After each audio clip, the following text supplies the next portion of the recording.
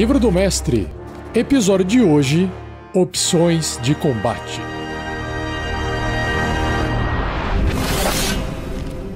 Regras do D&D 5e. Uma produção RPG Next.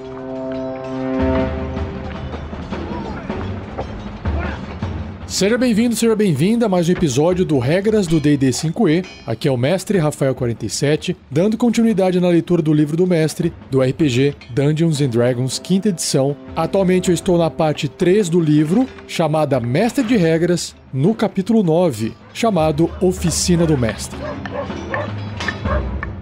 Seja você também um guerreiro ou uma guerreira do bem. Para saber mais, acesse padrim.com.br/rpgnext ou picpay.me/rpgnext.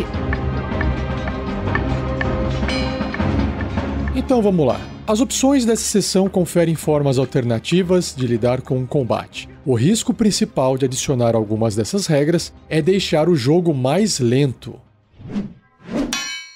Começando com variações de iniciativa. Esta seção oferece algumas formas diferentes de lidar com a iniciativa. Valor de iniciativa. Nessa regra opcional, uma criatura não joga iniciativa no início do combate. Ao invés, cada criatura tem um valor de iniciativa que é um teste de destreza passivo. Ao invés de você rolar o D20, você vai pegar um valor médio, 10, mais o modificador de destreza. Ao remover as rolagens de dados, a matemática toma lugar e remove o processo de pedir e registrar os resultados, permitindo que você acelere o jogo consideravelmente, ao custo de uma ordem de iniciativa que é frequentemente previsível. Bom, isso só é um problema para quem está jogando sem uma mesa virtual, porque na mesa virtual, com um clique num botão, você cria a iniciativa rapidamente. Outra opção é a iniciativa de grupo. Anotar a iniciativa de cada PC, de cada personagem e monstro, arrumar cada um na ordem correta e lembrar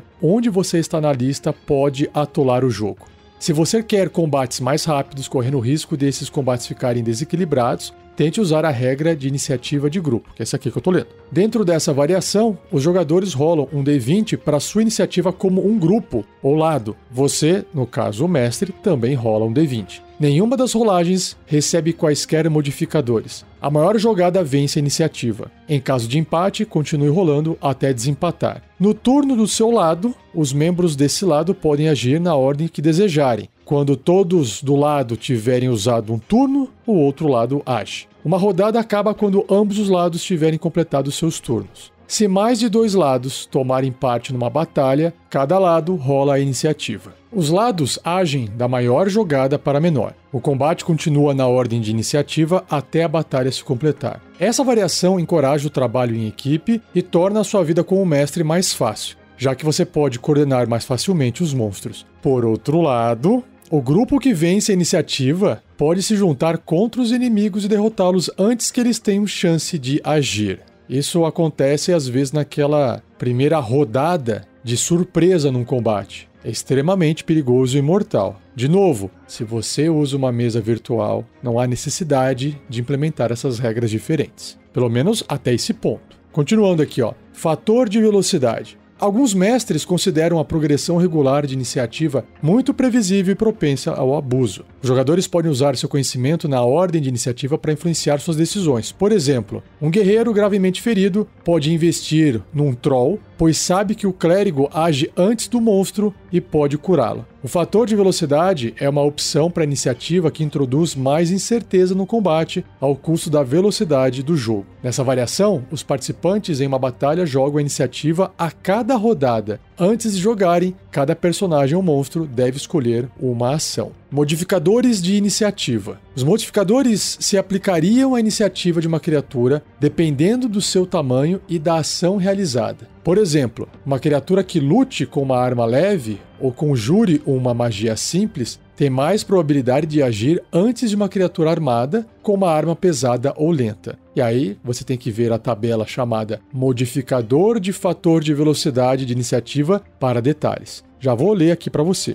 Se uma ação não tiver modificador listado, a ação não afeta a iniciativa. Se mais de um modificador se aplicar, como empunhar uma arma de 2 mãos e uma arma pesada corpo a corpo, aplique todos à jogada de iniciativa. Então vamos aqui para a tabela, depois eu continuo o texto. Modificador de fator de velocidade de iniciativa. Você tem o fator numa coluna, o modificador referente a ele, depois continua embaixo o tamanho da criatura e o modificador de iniciativa também é alterado pelo tamanho. Então, por exemplo, se o fator for conjuração, subtraia o nível da magia. Então, magia de nível 1, menos 1. Nível 2, menos 2. Por aí vai. Se o fator é corpo a corpo, arma pesada, menos 2. Fator corpo a corpo, arma leve ou arma com acuidade, mais 2 na iniciativa. Arma corpo a corpo ou de 2 mãos, menos 2. E distância ou arma de recarga, tipo uma besta, menos 5 na iniciativa. E o tamanho da criatura. Quanto menor a criatura, mais ágil ela vai ser. Então, miúdo, mais 5, pequeno, mais 2, médio, não tem nenhum modificador, fica 0, mais 0 no caso. Grande, menos 2, enorme, menos 5 e imenso, menos 8. E voltando ao texto. Não aplique o mesmo modificador mais uma vez no turno de uma criatura. Por exemplo, um ladino lutando com 2 adagas ganha mais 2 de bônus por usar uma arma leve ou de acuidade apenas uma vez. Claro, segurar várias adagas não vai aumentar a iniciativa de ninguém, né? No caso da conjuração, aplique apenas o modificador para magia de nível mais alto. Aplique quaisquer modificadores para ações bônus no turno da criatura, lembrando de nunca aplicar o mesmo modificador 2 vezes. Por exemplo, um paladino conjurando uma magia de 2º nível com uma ação bônus, então atacando com uma espada curta. O paladino sofre menos 2 de penalidade pela magia e ganha mais 2 de bônus por estar usando uma arma leve, para um modificador total de 0. A tabela que eu acabei de ler é apenas um ponto de partida. Você pode se referir a ela quando adjudicar quaisquer ações que um personagem realize que você pense que poderia ser mais rápida ou mais lenta. Ações rápidas e fáceis deveriam fornecer um bônus, enquanto que as lentas e difíceis deveriam aplicar uma penalidade. Como uma regra geral, aplique um bônus ou penalidade de 2 ou 5 para uma ação. Por exemplo, um guerreiro deseja virar uma manivela para erguer uma ponte levadiça, e isso é uma tarefa complexa e difícil. Você poderia dizer que isso incorre numa penalidade de menos 5 na iniciativa. E aí, em jogando a iniciativa, após decidirem suas ações, todos jogam a iniciativa e aplicam os modificadores, mantendo o resultado em segredo. Você então anuncia o número de iniciativa começando em 30, indo para baixo. Isso ajuda a chamar a gama de números do começo. Rompendo quaisquer ligações que fazem o combatente com o valor de destreza mais alto agir primeiro. Do contrário, jogue para determinar quem vai primeiro. E aí na parte de turnos, em seu turno uma criatura se move como normal, mas deve realizar a ação que escolher ou não fazer nada. Depois que todos tiverem agido, o processo se repete. Todos na batalha escolhem uma ação, jogam a iniciativa e realizam seus turnos em ordem. Caramba! Lendo assim, é confuso, acredito eu, não tenho certeza, que tem módulo pro Foundry, a mesa virtual, que permite você fazer isso de forma automática. Será que tem? Eu sei que tem a opção de fazer a rolagem de iniciativa ocorrer no início de cada nova rodada. Mas enfim, acredito que para usar essa opção teria que de fato estar programado, porque iria atrasar bastante o combate. Pode trazer uma experiência diferente, porque afinal de contas todo mundo tem que ficar escolhendo o que quer fazer e aí a hora que chega a sua vez vai ter que executar aquela ação. Teria que experimentar. Se você já experimentou essa regra opcional, comente aí no episódio, no post. Estou curioso para saber qual foi a sua experiência.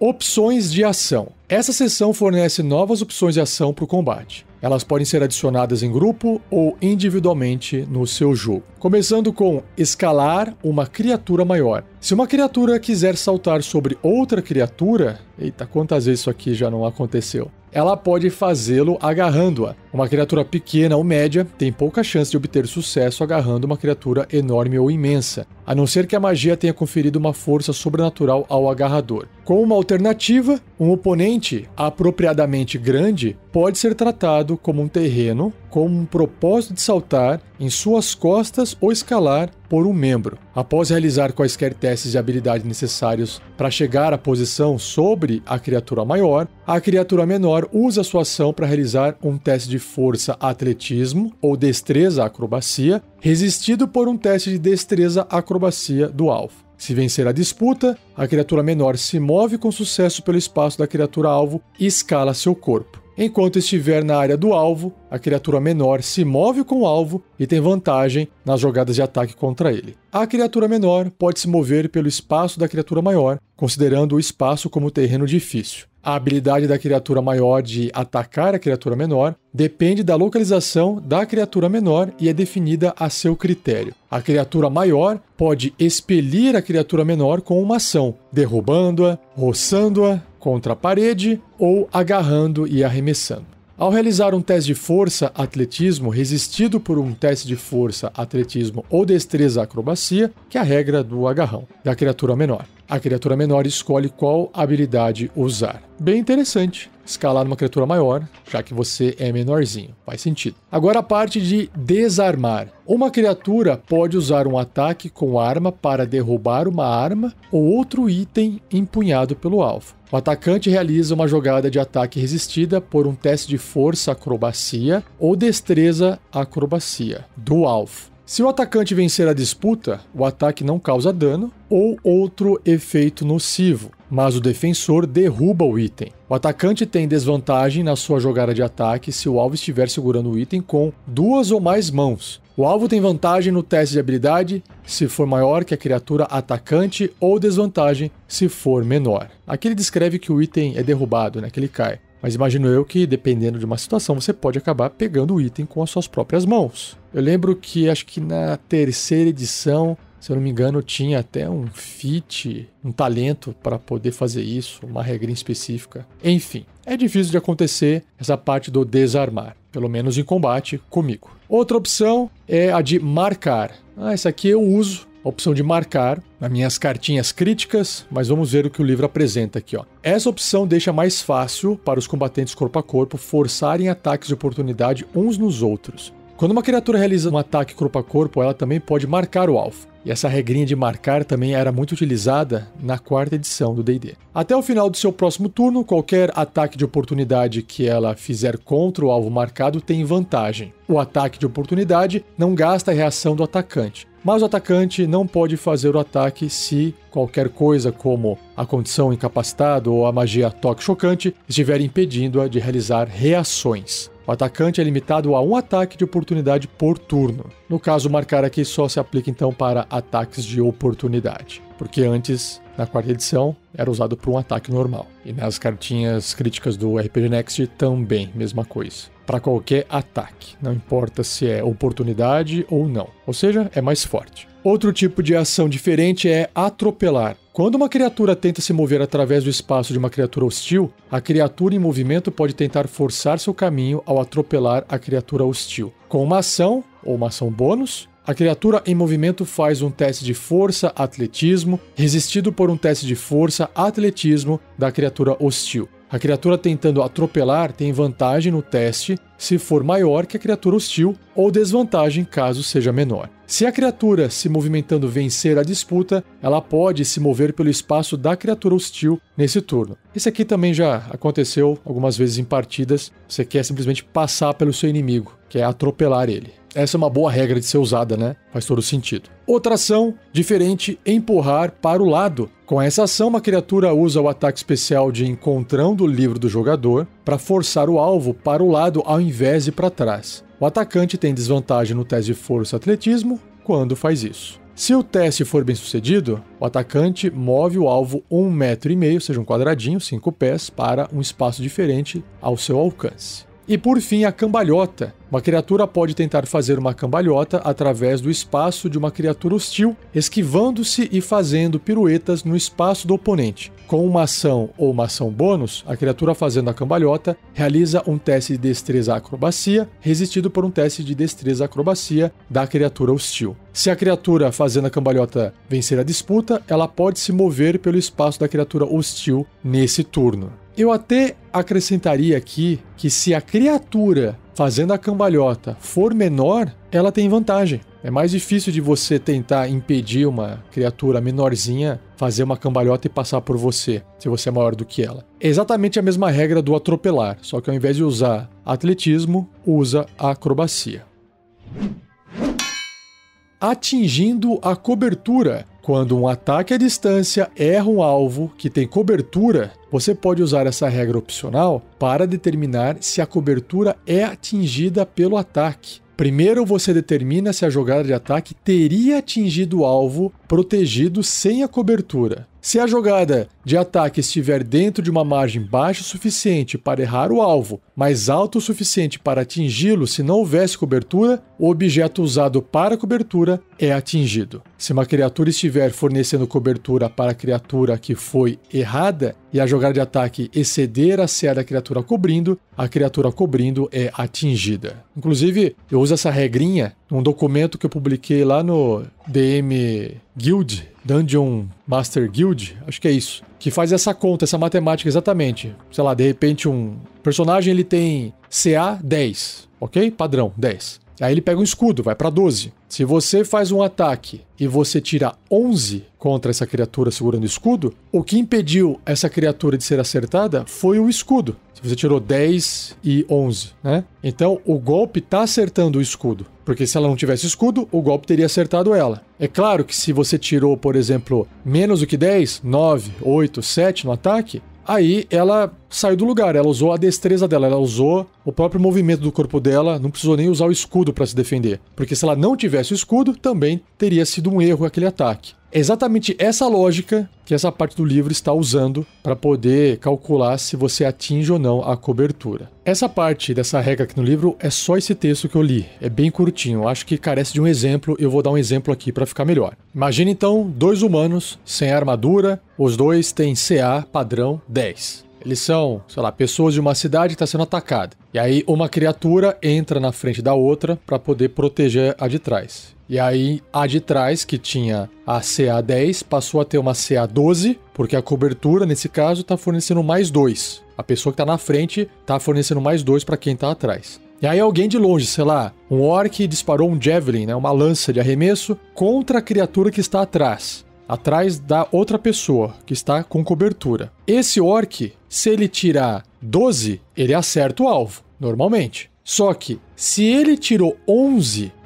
não acerta o alvo de trás. Mas 11 seria suficiente para acertar o alvo da frente. Então ele acertou a cobertura, essa pessoa que está na frente. Ficou claro? O mesmo funcionaria se ele tivesse tirado 10 no ataque. Não acerta a criatura de trás, mas acertaria a criatura da frente, que também tem 10 de CA, de Armor Class, de classe armadura. Agora, se ele tirou 9, aí ele errou as duas criaturas. O problema dessa regra é que se tiver um amigo seu lutando contra um orc e você está tentando disparar contra aquele orc, o seu amigo concede proteção, cobertura para aquele orc. E se você usar essa regra opcional, aí você pode acabar acertando o seu próprio amigo com a flechada. E aí seria um problema. Talvez dê para combinar que essa regra só vale se o ataque foi feito contra inimigos. E não tem o pessoal misturado ali, amigos e inimigos juntos. Senão você vai acabar podendo acertar o seu próprio amigo. Agora, se você quiser deixar assim também, desse jeito mais mortal, digamos, mais perigoso, é uma opção também.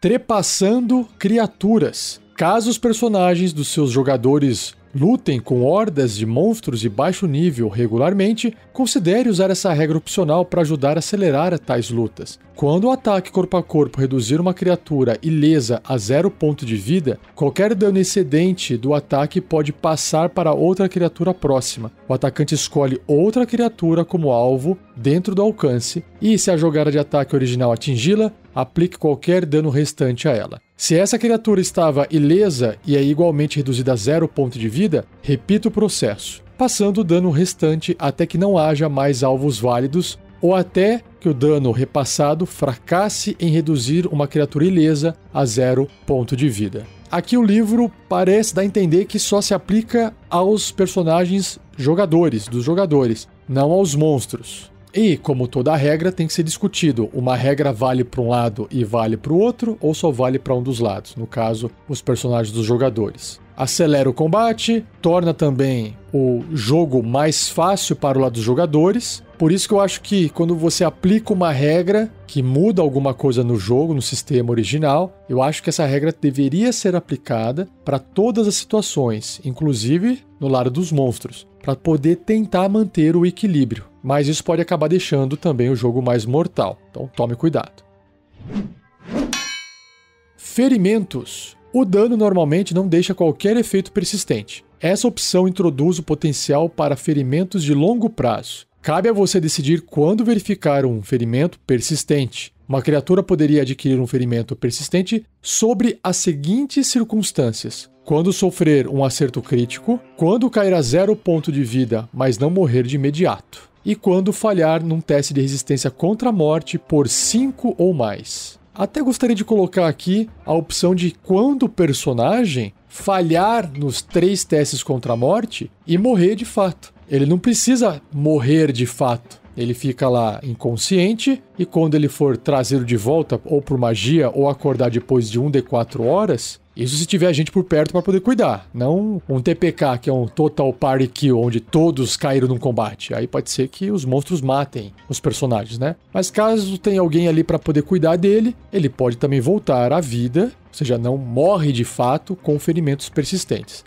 Essa é uma boa regra para quem não quer perder o seu personagem, às vezes num azar do combate, num azar dos dados, né? Que às vezes, de repente, você está num nível baixo, sai um crítico de um inimigo, você tomou um super dano, sei lá, o mestre rolou ali o dano, ainda tirou o valor máximo nos dados, imagina, né? Aí é um abraço. Enfim, você pode usar então essa regrinha de ferimentos persistentes que eu acho bem legal. Mas continuando no texto aqui, ó. Para determinar a natureza do ferimento, role na tabela de ferimentos persistentes. A tabela considera uma fisiologia de um humanoide típico, mas você pode adaptar os resultados para criaturas com tipos de corpos diferentes. Ao invés de usar o efeito descrito na tabela, você pode colocar a responsabilidade de representar o ferimento persistente de um personagem nas mãos do jogador. Você rola na tabela chamada Ferimentos Persistentes, que já vou ler, como de costume, mas ao invés de sofrer os efeitos descritos no resultado, o personagem ganha um novo defeito com o mesmo nome. Cabe ao jogador representar o ferimento persistente durante o jogo, assim como qualquer outro defeito, com potencial de ganhar inspiração quando o ferimento afetar o personagem de formas significativas. Show! Então vamos lá. Tabelinha de ferimentos persistentes. 2 colunas, né, o D20 que você vai rolar, aí os resultados do D20 e para cada resultado o tipo de ferimento. Se sair 1 no D20, perde um olho. E aí o personagem que perdeu um olho tem desvantagem em testes de sabedoria e percepção relacionados à visão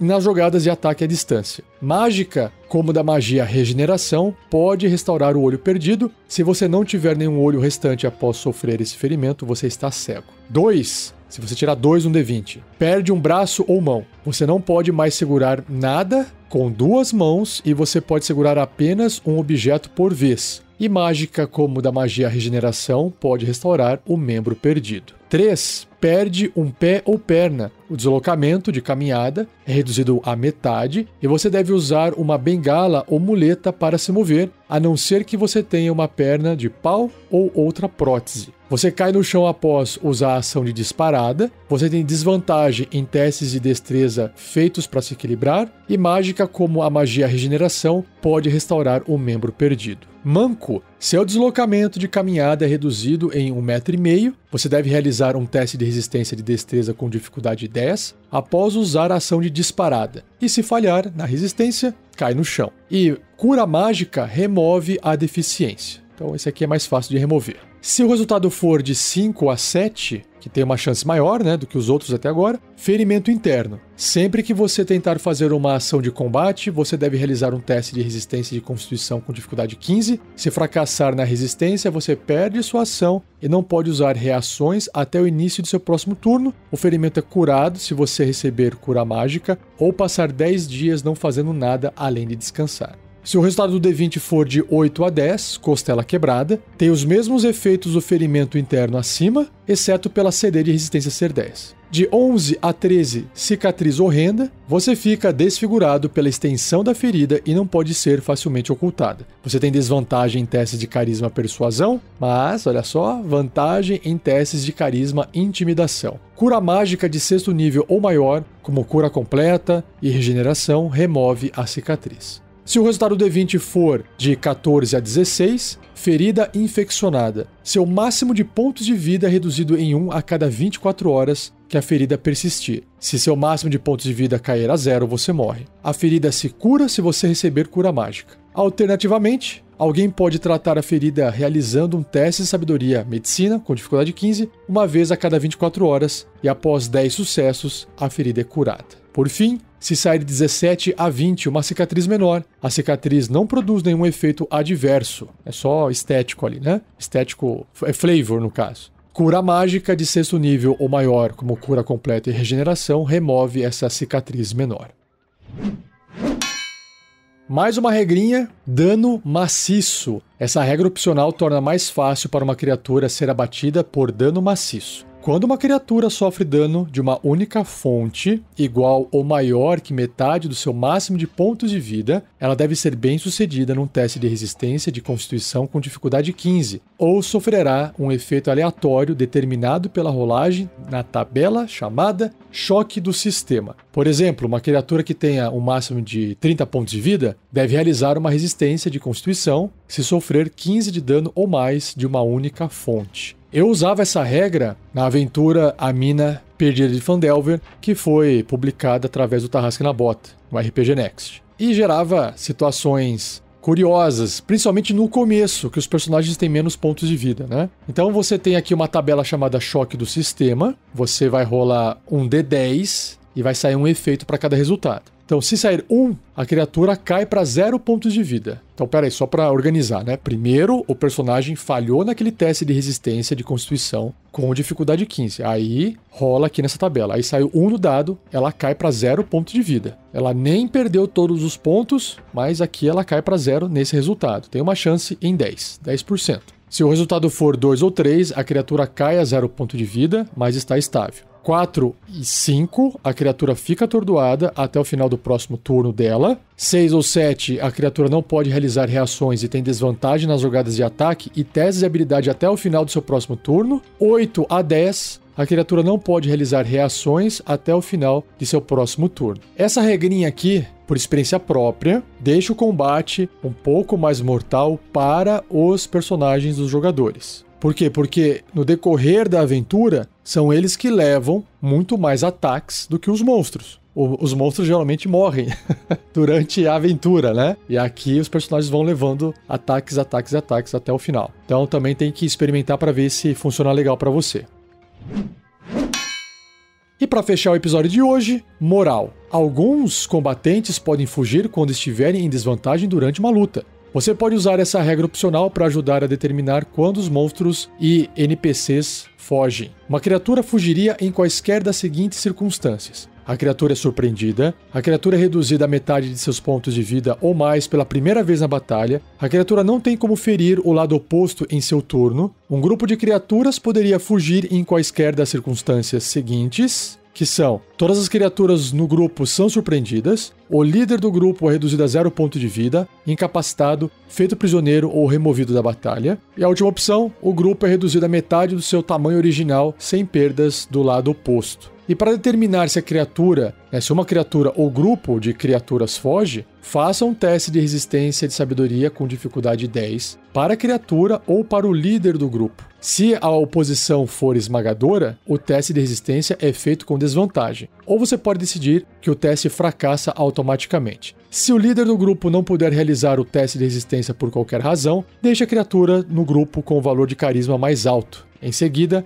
faça o teste de resistência no lugar. Com um fracasso na resistência, a criatura afetada ou grupo foge pela rota mais rápida. Se for impossível escapar, a criatura ou grupo se renderá. Se uma criatura ou grupo que se renda for atacado por seus conquistadores, a batalha deve continuar, e é improvável que tentativas seguintes de fugir ou se render ocorram. Um teste de resistência fracassado nem sempre beneficia os aventureiros. Por exemplo, um ogro que fuja do combate poderia alertar o resto da masmorra ou fugir com um tesouro que os personagens esperavam saquear. E também, aqui para adicionar a minha experiência com isso, você pode usar o bom senso. Muitos personagens vão achar que eles podem, às vezes, intimidar alguém para fazê-los fugir. Eu acho que o personagem, o inimigo, primeiro tem que ser inteligente, não tanto, mas um pouco inteligente para poder medir a situação e falar assim: peraí, esse combate já foi perdido, não tem mais como ganhar. Se eu ficar aqui, eu vou morrer, assim como os meus coleguinhas. E eu quero viver, então eu vou tentar fugir. Tem que ter essa racionalização. Agora, às vezes, o inimigo, ele tá ali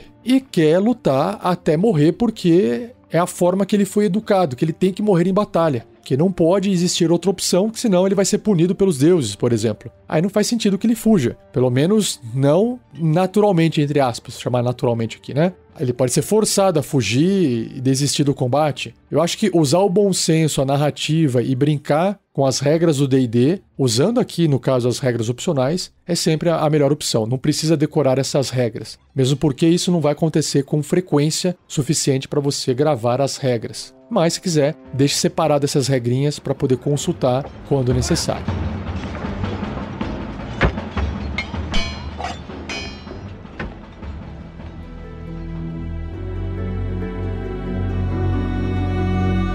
E assim eu encerro mais um episódio do Regras do D&D 5e. Espero que você tenha gostado. Não esqueça de compartilhar, deixa like, joinha, comente se você gostou ou não, também é importante. Agradeço ao editor Gleico Vieira Pereira por mais um episódio editado de forma fantástica. E se você puder nos avaliar nos aplicativos de podcast, lá tem a opção de você colocar a estrelinha de 1 a 4. Nos avalie. Marque lá, faça algum comentário. Isso ajuda outras pessoas a encontrarem também esse programa, tá bom? É uma forma de ajudar a gente que não custa nada, só toma um pouquinho do seu tempo, beleza? E não perca o próximo episódio, onde eu vou falar sobre criando um monstro. Olha só que bacana, beleza? Então é isso, um abraço e até o próximo episódio.